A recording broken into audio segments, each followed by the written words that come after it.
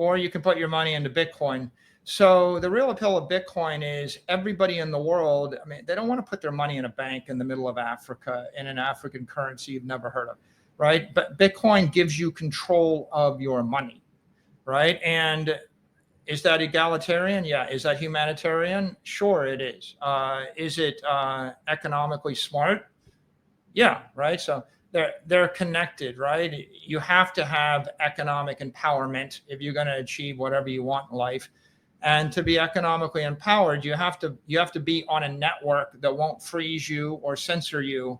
And you got to have an asset that nobody else can debase. No corporation can screw up. No country can screw up.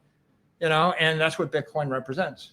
So when we were out talking, and Michael was red pilling me before we got on the air, which is always a problem you have when you meet somebody. And we were just talking for 25 minutes, and you gave an analogy that I never really heard or thought of, which I think is worth re-saying. And you were talking about cyber New York, essentially, or cyber buying property as though, if you could buy property in New York in the 1600s and then you sell it.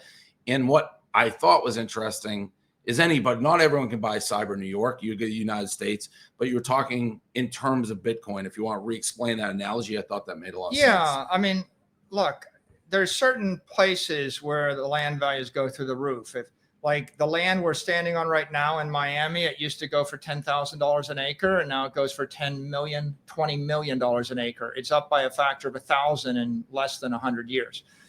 Same in the Hamptons, same in Manhattan. I grew up in Fairborn, Ohio. The land in Fairborn, Ohio did not go up by a factor of 1,000. Right. The land in the middle of the swamps or the land in the Rocky Mountains doesn't go up.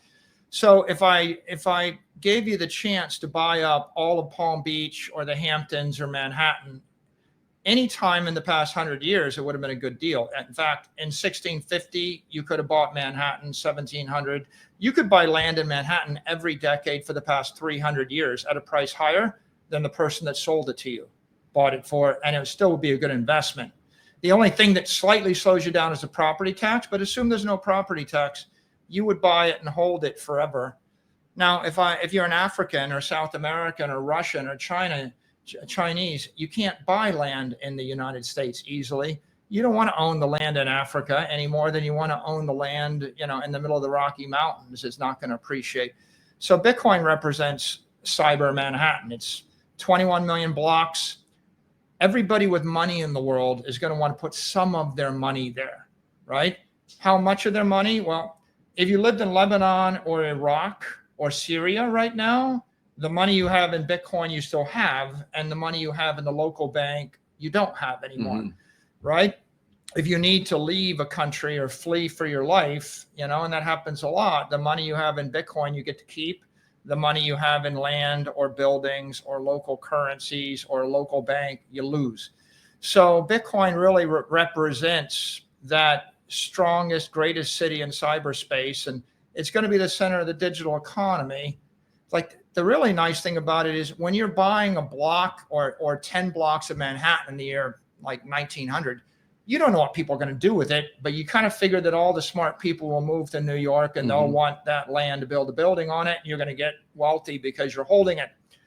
The same is true with Bitcoin. If you're living in Africa or China or Russia or Argentina and you buy Bitcoin, you don't really know what you're going to do with it. But guess what? MicroStrategy just bought $2 billion of it this week. I know what I'm going to do with it. And I bought it at 100,000. So if you bought, Bitcoin at 5,000, living, so you're the Michael Jordan. You're the Michael Jordan of the analogy, in which if you're buying Bitcoin, MicroStrategy, you're just buying forever. You're never going to stop buying. Yeah, I'm going to keep buying. I joke. So you said, well, is 100,000 too much? And I said, look, Dave, I'll be buying it at $1 million a coin. And I'll probably be buying it at the rate of $1 billion a day at $1 million a coin, because that's what I do. Just like you're like, crap, Manhattan real estate's really expensive in 1930. It's a lot more expensive than 1830. I'm like, well, 100 years later, we'll still be buying it and we'll be paying a lot more. The only issue is, can you hold it for that time period? Because people are going to want to buy it. During the course of this, since you really got involved 2020 COVID, we talked about it a little bit early.